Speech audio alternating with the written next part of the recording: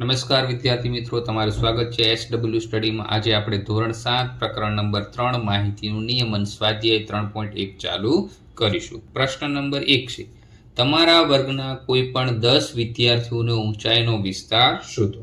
તો મિત્રો આમાં આપણે શું ખબર હોવી જોઈએ, આપણો જે ક્લાસ છે એના 10 વિદ્યાર્થીઓને આપણે અલગ અલગ ઊંચાઈ લેવાની છે। તો આપણે લખી દઈએ અહીંયા, અમારા વર્ગના 10 વિદ્યાર્થીની ઊંચાઈ, 10 વિદ્યાર્થીની ઊંચાઈ। હવે અલગ અલગ ઊંચાઈ આપણે લખી દઈશું। માનો કે કોકની 140 છે, કોકની 150 છે, એમ 160, 170, 180, 145, 151, 152। આવો ટોટલ કેટલા વિદ્યાર્થીઓ હોવા જોઈએ? 10। તો 1 2 3 4 5 6 7 8। પછી આપણે મિત્રો 161 લખી દઈએ અને છેલ્લે શું લખી દઈએ? 162। હવે શું કીધું છે કે ભાઈ ઊંચાઈનો વિસ્તાર શોધો। તો આપણે લખી દઈએ વિસ્તાર બરાબર, વિસ્તારનું સૂત્ર શું છે મિત્રો? મહત્તમ અવલોકન અથવા મહત્તમ મૂલ્ય। તો મહત્તમ મૂલ્ય માઇનસ ન્યૂનતમ અથવા લઘુત્તમ, આપણે લઘુત્તમ લખી દઈએ, લઘુત્તમ મૂલ્ય। હવે મિત્રો આ બધી ઊંચાઈ શેમાં છે મિત્રો? સેમીમાં। તો આપણે અહીં સેમીમાં લખી દઈએ। ચાલો હવે મિત્રો આમાં સૌથી મહત્તમ મૂલ્ય કેટલું છે? 180। તો અહીં આપણે 180 લખી દઈએ। ચાલો સૌથી ન્યૂનતમ મૂલ્ય મિત્રો આમાં કેટલું છે? જો 140, તો 140। તો આપણો 180 માંથી 140 બાદ કરો એટલે કેટલો મળશે? 40। પણ એનો આપણે જવાબ શેમાં લખશું? સેમીમાં। તો શું લખશું? વિસ્તાર બરાબર કેટલો આવ્યો? 40 સેમી। તો આપણો આ માહિતીનો વિસ્તાર થઈ ગયો, કેટલો થઈ ગયો? 40 સેમી। ત્યાર પછી મિત્રો પ્રશ્ન નંબર 2 છે, કોઈ એક વર્ગના મૂલ્યાંકનમાં મેળવેલ ગુણને કોષ્ટકમાં દર્શાવો। ચાલો હવે અહીં મિત્રો તમને કોષ્ટક આપ્યું છે, કોષ્ટક આપણે બનાવવાનું છે। કોષ્ટક મેં તમને અહીંયા બનાવીને આપ્યું છે। તો હવે એમાં શું છે કે વર્ગના મૂલ્યાંકનમાં મેળવેલ ગુણ છે 4 6 7 5 3 5 4 5 2 6 2 5 1 9 6 5 8 4 6 7। તો મિત્રો આપણે 6ઠ્ઠા ધોરણમાં જેવું આવૃત્તિનું કોષ્ટક બનાવતા એવું જ કોષ્ટક આપણે અહીંયા બનાવવાનું છે। તો આપણે પહેલા ગુણ લખી દઈએ। તો ગુણ મિત્રો કેટલા છે? 1 થી 10 સુધીના ગુણ છે। તો મેં 1 થી 10 સુધીના ગુણ લખી દીધા। હવે બીજામાં શું આવશે? આવૃત્તિ છે અને વિદ્યાર્થીઓની સંખ્યા, આ રીતે આવશે। ચાલો હવે એક ગુણ મેળવેલા વિદ્યાર્થી કેટલા છે મિત્રો? જો અહીંયા એક જ વાર છે, તો આપણે એક લાઈન કરી દઈશું। અને ચાલો હવે 2 ગુણ મેળવેલા, 2 ગુણવાળા કેટલા છે મિત્રો? જો અથવા એક વાર, 2 વાર, તો 2 વિદ્યાર્થીઓના 2 ગુણ છે, આપણે 2 લાઈન કરી દઈએ। ચાલો ત્યાર પછી 3 ગુણ મેળવનાર, 3 ગુણ મેળવનાર એક વાર, તો એક જ છે, તો આપણે એક લાઈન કરી દઈએ। પછી 4 ગુણવાળા 1 2 3, તો 4 ગુણવાળા કેટલા છે મિત્રો? 3 છે, તો આપણે 3 લાઈન કરી દઈએ। ચાલો ત્યાર પછી 5 ગુણવાળા, 5 ગુણવાળા 1 1 2 3 4 5 છે। તો મિત્રો જો આ માટે કેવી રીતે થશે? 4 લાઈન કરશું, 1 2 3 4 અને એક આપણે 83 લાઈન, તો આ 5 થઈ ગયા। ત્યાર પછી 6 ગુણવાળા કેટલા છે મિત્રો? 1 2 3 અને 4, તો આપણે 4 લાઈન કરી દઈએ। ત્યાર પછી મિત્રો 7 ગુણવાળા 1 અને 2, તો 7 ગુણવાળા 2 જ છે। 8 ગુણવાળા, 8 ગુણવાળા મિત્રો કેટલા છે વિદ્યાર્થીઓ? એક જ છે, એટલે એક લાઈન આવશે। ત્યાર પછી મિત્રો આપણે 9 ગુણવાળા વિદ્યાર્થી પણ ગણવા પડશે। તો અહીં આપણે એક 9 કરી દઈએ। 9 ગુણવાળા કેટલા છે મિત્રો? જો એક જ છે। 9 ગુણવાળા વિદ્યાર્થીની સંખ્યા કેટલી છે મિત્રો? એક જ છે। 9 ગુણવાળા વિદ્યાર્થીની સંખ્યા 1 કરી દઈએ, તો 1। ચાલો હવે આપણે ગણી લઈએ, તો આવૃત્તિ ચિહ્ન 1, તો આ 1 થઈ જશે। અહીંયા વિદ્યાર્થીની સંખ્યા 2, આ 1, આ 3, આ 4 ને 1 5, આ 4 2 1 અને 1, બરાબર મિત્રો। ચાલો હવે મિત્રો આપણે અહીંયા શું કીધું છે કે સૌથી વધારે ગુણ કેટલા છે? તો મિત્રો આપણે આમાં જોઈ શકીએ, આવૃત્તિ કોષ્ટક બનાવી એમાં પણ આપણે જોઈ શકીએ કે સૌથી વધારે ગુણ મિત્રો કેટલા છે? 9 છે। કેટલા છે? 9। જો અહીંયા તમને 9 મહત્તમ ગુણ બતાવ્યા છે, તો સૌથી વધારે ગુણ કેટલા છે મિત્રો? 9। તો આપણે શું લખશું? સૌથી વધારે ગુણ, સૌથી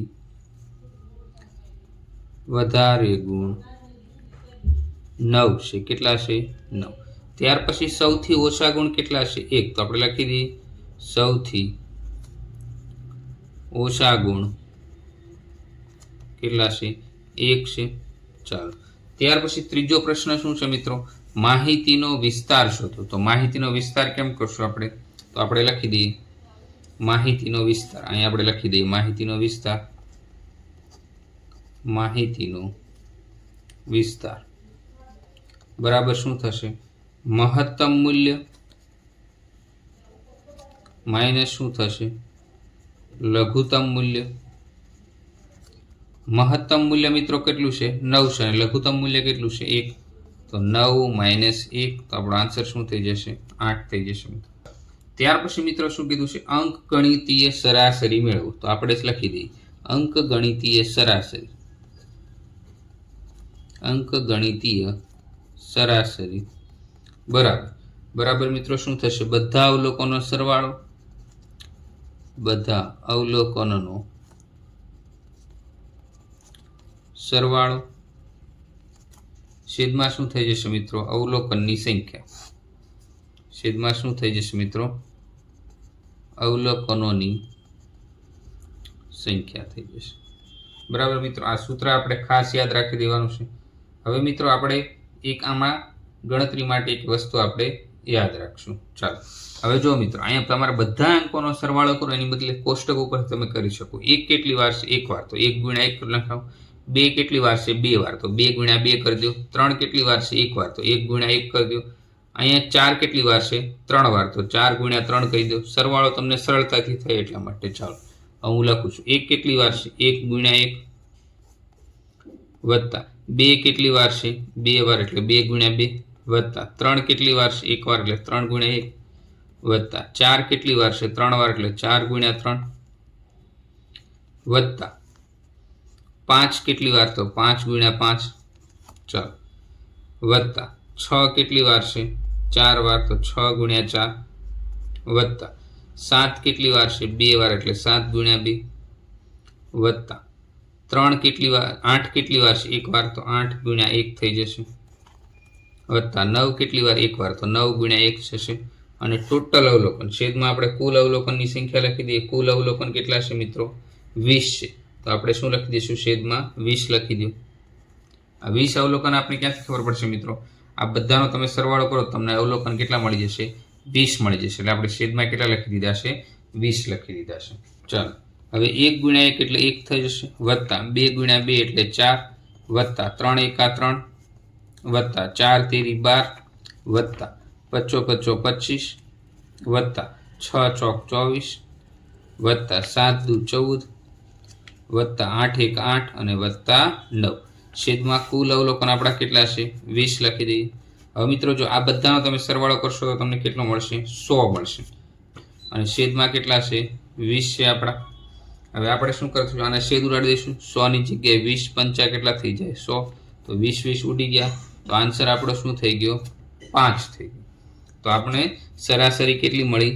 અંકગણિતીય સરાસરી કેટલી મળી? 5। તો આપણે લખી દઈએ અંકગણિતીય સરાસરી બરાબર કેટલી મળશે આપણને મિત્રો? 5 મળશે। ત્યાર પછી મિત્રો પ્રશ્ન નંબર 3 છે, પ્રથમ 5 પૂર્ણ સંખ્યાની સરાસરી શોધો। ચાલો, તો મિત્રો પૂર્ણ સંખ્યા આપણે લખી દઈએ। પ્રથમ 5 પૂર્ણ સંખ્યા કીધી, પ્રથમ 5 પૂર્ણ સંખ્યા। તો મિત્રો પહેલા તમને પૂર્ણ સંખ્યા શું છે એ તમને ખબર હોવી જોઈએ। તો પૂર્ણ સંખ્યા ક્યાંથી ચાલુ થાય? 0 0 1 2 3 4 એમ અનંત સુધી। આપણે પ્રથમ 5 સંખ્યા એટલે 5 લખી દીધી, 1 2 3 4 અને 5। હવે પ્રથમ 5 પૂર્ણ સંખ્યાની સરાસરી, પ્રથમ 5 પૂર્ણ સંખ્યાની સરાસરી તો શું થશે? બધા અવલોકનનો સરવાળો છેદમાં કુલ અવલોકનની સંખ્યા, બધા અવલોકનોનો સરવાળો છેદમાં શું થશે? કુલ અવલોકનની સંખ્યા, કુલ અવલોકનની સંખ્યા। હવે મિત્રો બધો અવલોકન એટલે 0 વત્તા 1 વત્તા 2 વત્તા 3 વત્તા 4 છેદમાં શું થઈ જશે? 5। 1 વત્તા 2 એટલે 3, 3 ને 3 6, 6 ને 4 10, તો 10 ભાગ્યા 5, તો 10 ની જગ્યાએ 5 દુ 10, 5 5 કટ થઈ ગયા, તો આપણી સરાસરી કેટલી મળશે? 2 મળશે. કેટલી મળી મિત્રો? 2 મળી. ચાલો ત્યાર પછી પ્રશ્ન નંબર 4 છે. એક ક્રિકેટરે 8 દાવમાં નીચે મુજબ રન બનાવ્યા છે: 58, 73, 40, 35, 47, 45, 0 અને 100. તો મિત્રો એની આપણે શું કરવાની છે? સરાસરી શોધવાની છે. તો આપણે લખી દઈશું અહીં રનની સરાસરી બરાબર કુલ અવલોકનનો સરવાળો, કુલ અવલોકનોનો સરવાળો છેદમાં શું આવશે? કુલ અવલોકનની સંખ્યા, કુલ અવલોકનની સંખ્યા. ચાલો મિત્રો અવલોકન આપણી પાસે કેટલા છે? 58 વત્તા 73 વત્તા 40 વત્તા 35 વત્તા 47 વત્તા 45 વત્તા 0 અને વત્તા 100. હવે ટોટલ જો મેં અવલોકન કેટલા કીધા છે? આપણે 8 દાવ કીધા છે. તો છેદમાં કેટલા થઈ જશે? 8 થઈ જશે. હવે મિત્રો રફમાં તમારે આનો સરવાળો કરવાનો છે અને સરવાળો કેટલો મળશે? 400 મળશે. છેદમાં આપણા કુલ અવલોકન 8 એમ નામ રહેશે મિત્રો. હવે જો મિત્રો 40ની જગ્યાએ આપણે શું લખીએ? 40 400ની જગ્યાએ 40 ગુણ્યા 10 તો 40 દન 400 થઈ જાય. 40ની જગ્યાએ 5 8 40, 8 8 કટ થઈ ગયા. વધ્યું શું? 5 ગુણ્યા 10. 5 ગુણ્યા 10 એટલે શું થઈ જશે મિત્રો? 50. તો આપણી સરાસરી કેટલી મળશે? 50 સરાસરી મળશે. તો રનની સરાસરી કેટલી મળી? 50 મળી. ચાલો મિત્રો ચેનલને સબસ્ક્રાઇબ કરી દો, વિડીયો લાઇક કરી દો. આવતા વિડીયોમાં આપણે ફરી મળશું. Thank you.